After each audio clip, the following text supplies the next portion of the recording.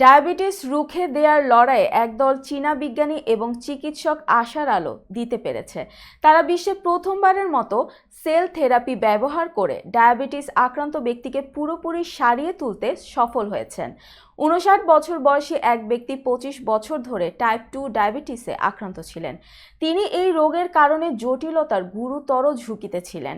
2017 সালে তার একটি কিডনি প্রতিস্থাপন করা হয়েছিল, কিন্তু তিনি তার বেশিরভাগ অগ্ন্যাশয়ের আইলেটের কার্যক্ষমতা হারিয়ে ফেলেছিলেন, যা রক্তে গ্লুকোজের মাত্রা নিয়ন্ত্রণ করে। প্রতিদিন একাধিক ইনসুলিন ইনজেকশনের উপর সম্পূর্ণ নির্ভরশীল ছিলেন তিনি। সাংহাই চাংজেং হাসপাতালের একজন শীর্ষস্থানীয় গবেষক ইন হাও চলতি মাসের শুরুর দিকে সাংহাই ভিত্তিক নিউজ আউটলেট দ্য পেপারকে বলেন, ওই ব্যক্তি গুরুতর ডায়াবেটিস জটিলতার ঝুঁকিতে ছিলেন।